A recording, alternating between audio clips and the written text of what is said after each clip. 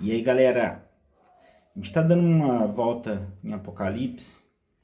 Eu sinceramente não me interesso muito pelas imagens, pelos símbolos, pela simbologia de Apocalipse, sabendo que é uma é uma carta para os últimos dias, mas também é uma carta para o momento atual, principalmente no começo, para aquelas igrejas, né? Nós vamos falar hoje dessa carta para a igreja da região de Tiatira, né? E tirando os símbolos aqui, nós vamos falar da parte comportamental, né?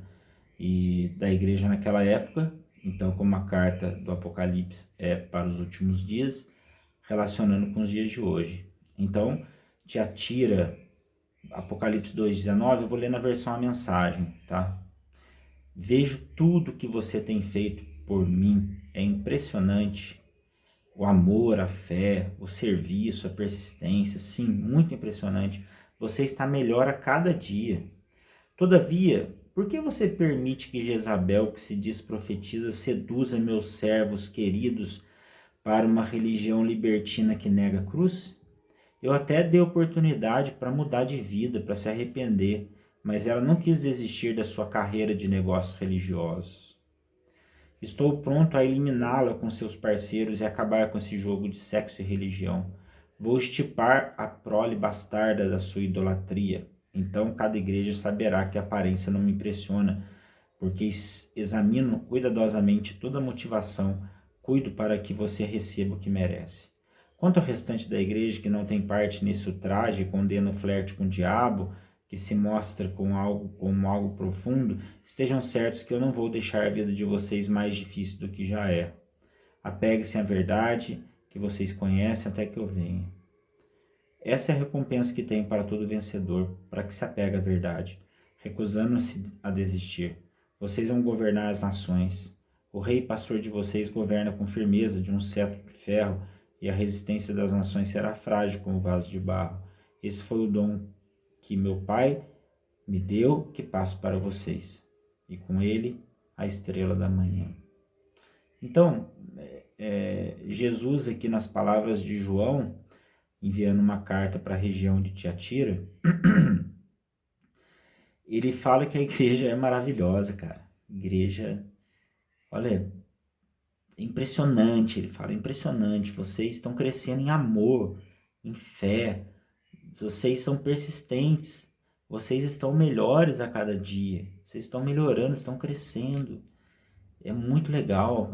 Olha, igreja top, padrão, show. Mas aí ele faz um. Ele, ele, ele reclama aqui sobre algo que estava acontecendo na igreja. Faz uma crítica muito, muito grave. Que tinha no meio deles um espírito, e era o espírito de Jezabel. Era Jezabel seduzindo eles. Jezabel era a mulher de Acabe no Antigo Testamento, né? Que fazia culto a Baal, e ela levou todo Israel junto com Acabe a cultuar Baal, a idolatrar Baal, né? E ela teve um fim muito trágico, né? Ela foi pisoteada pelos cavalos de um rei, e foi uma profecia, né? E que, os cachorros beberiam o sangue dela, e foi isso que aconteceu com ela. E esse espírito dela, o culto a Baal era um culto interesseiro, porque eles cultuavam e clamavam a Baal pela fertilidade também. E a fertilidade envolvia o sexo. E então era um culto misturado com sexo também, com prazer. Envolvia também o clamor pela colheita, pela chuva, adoração à tempestade e adoração ao sol, além em volta dos ídolos, o plural de Baal é Balaíns, em volta dos Balaíns, eles sacrificavam crianças também. E o que Jesus está querendo dizer aqui? Então está acontecendo isso dentro das igrejas? Não isso, mas o espírito disso. E qual é o espírito que está seduzindo a igreja? O espírito que está seduzindo a igreja e tornando a igreja essa carreira de negócios religiosos, que sempre Deus está dando a oportunidade de se arrepender, mas eles não se arrependem, ou nós não nos arrependemos. É uma sedução assim quase irresistível, porque você está pedindo algo para um Deus para ele te recompensar. Você está clamando por favores e você está fazendo qualquer coisa por esses favores.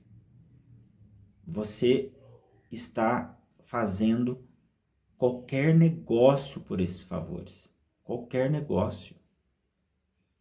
E envolve tudo, envolve profecia, para você ganhar todos ao seu redor, para você seduzir, essa sedução das pessoas te seguindo, né? Então, entregam profecia assim, você já deve ter visto. É isso que te digo, meu filho, eu lhe abrirei portas de emprego, eu te farei prosperar no seu serviço, você será promovido, você não é cauda, você é cabeça, eis que te curo nessa hora, e você está curado, eu abençoo toda a sua família com toda a fartura, e as suas palavras serão maravilhosas, e blá blá blá, e existem muitas profecias assim, aliás é só o que tem, porque você não ouve ninguém falando aqui, senta aqui comigo, você é egoísta, você é arrogante, você só pensa em você. Tem algum profeta que diz isso? Quando eu fui pregar a última palavra do bom samaritano, que eu dei alguns exemplos do que a gente não faz e a gente não faz, eu recebi muitas críticas, muitas críticas. Eu fui colocar o exemplo de que eu estava pensando na parábola do bom samaritano, passei do lado do morador de rua e não fiz nada. Aí foram falar, né? Você falou que mas ninguém faz mesmo. Até parece que a pessoa coloca a pessoa no carro, às vezes a pessoa é má e vai te assaltar. Deram um monte de desculpa. Mas não falando literal o que eu disse, mas falando no sentido de você fazer alguma coisa por alguém, mas as pessoas elas não querem ouvir isso. O que elas querem ouvir? Elas querem ouvir as desculpas. Eu poderia formar na palavra um monte de desculpa. Um monte de desculpa. Não, essa pessoa pode me assaltar, igual eu disse. Né? Eu estava com criança no carro, eu não faria isso. Então, as desculpas elas estão sendo formadas. E poderia eu seduzir, né? No sentido assim, eu não fiz nada com aquela pessoa. Que eu poderia ter deixado as crianças em casa e levado um prato de comida. Eu não fiz nada. Mas eu faço isso, isso, isso. Eu dou dinheiro ali, eu dou dinheiro aqui. Seria uma sedução. Aí você também não faria nada, mas você daria dinheiro aqui, daria dinheiro ali. E ficaria tudo bem. E aí eu fui muito criticado. Muito criticado. Me falaram um monte de coisa. Mas tá aqui. Jezabel seduzindo. E essa sedução, hoje, ela envolve o interesse pelo que Deus pode dar. Não envolve a vida que Deus pode te oferecer. Não envolve a transformação que Deus pode fazer com você. Não envolve o arrependimento. Não envolve a autoanálise, a reflexão sobre a sua vida.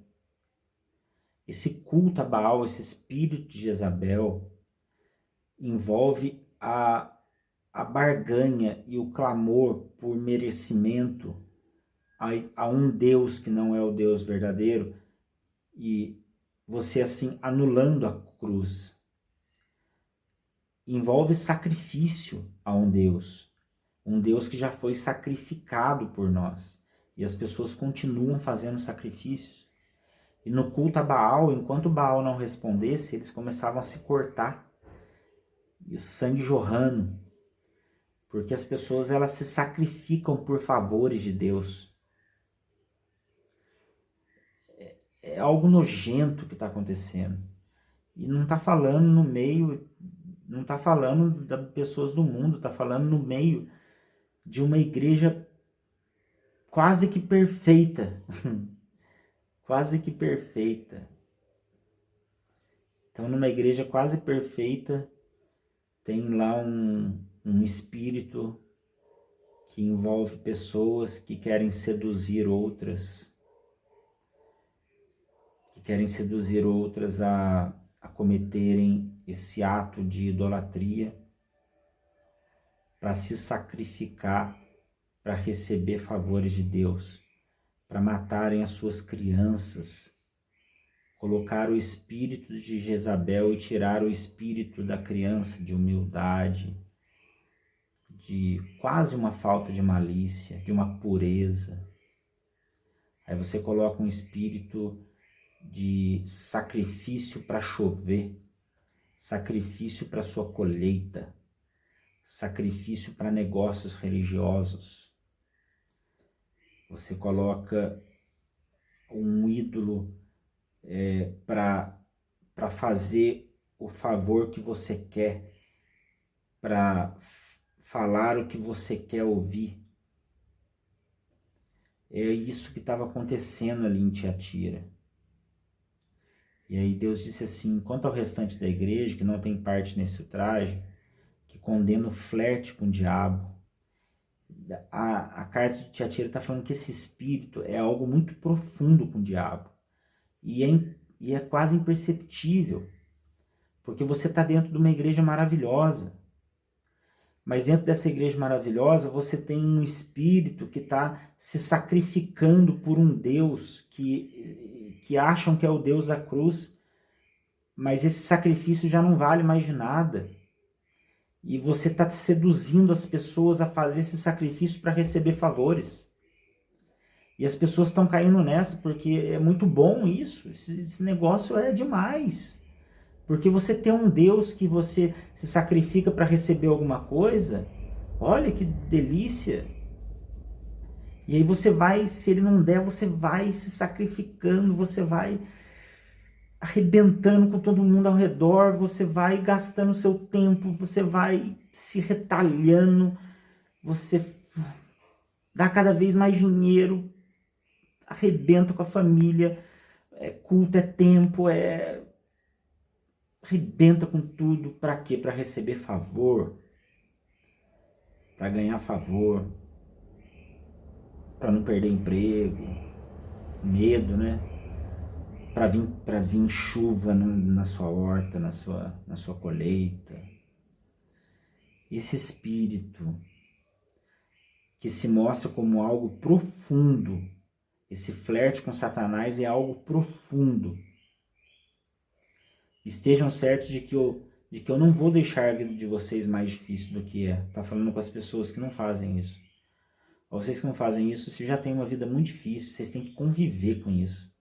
Nós, cristãos, que tentamos servir a Cristo na sua essência, tentamos entender a essência de Cristo e servir a Cristo na sua essência, a nossa vida já é muito difícil.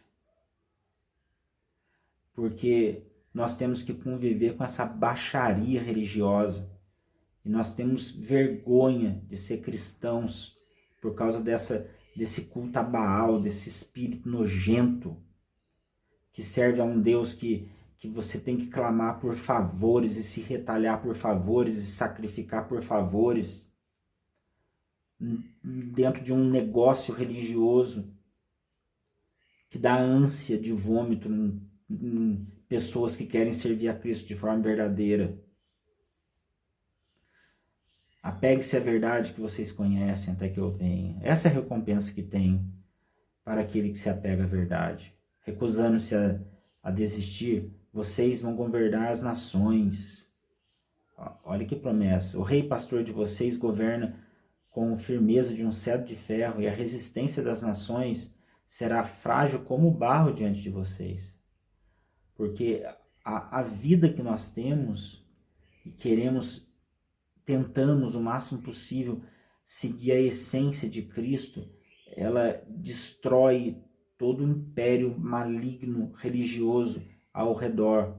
Quando eles olham para pessoas assim e eles conseguem enxergar pessoas que não se importam com essa barganha, que não se sacrificam para receber favores, que não cultuam para receber favores, que não adoram. Eles não adoram a prosperidade da chuva. Não se importam mais com isso.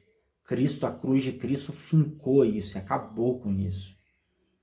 Eles não se sacrificam mais por isso. Por eles terem esse espírito, o espírito que vem no lugar, para tomar o lugar disso é o amor. E o amor, ele destrói impérios. Ele acaba com impérios. A vida dessas pessoas, elas são assim. Faz com que a firmeza dos governadores seja fraca como um vaso de barro, porque o amor faz isso com as pessoas. O amor faz isso ao redor. Esse é o dom que meu Pai deu para vocês. Seus ouvidos estejam abertos, então ouça. Ouça a palavra do vento do Espírito soprando através das igrejas. Esse é o Espírito de Jezabel atuando hoje, como sempre, acabando com as igrejas boas, igrejas que começaram bem. Aí vem essa sedução. Essa sedução é uma magia. É algo assim que você vê, puxa, isso dá certo mesmo, hein? Me sacrificar, clamar por clemência, por prosperidade, sacrifício de crianças, sacrifício da inocência, a entrada desse espírito de barganha, a entrada da imoralidade sexual. Porque olha só, hein? O que tem de problema sexual, de traição dentro das igrejas. Aí você pensa assim, na minha não tem. Não? Não tem traição na minha. Pelo menos eu nunca vi. Não? Vai ver bem se não tem gente olhando site pornográfico, se está viciado em pornografia, mulheres também, seduzindo homens. Os homens, dá 10h30, meia-noite, a mulher dorme, liga lá no site pornográfico. Ninguém engana a gente não. Espírito de Jezabel, dentro de uma igreja linda, maravilhosa. Duro, né? Vamos lá.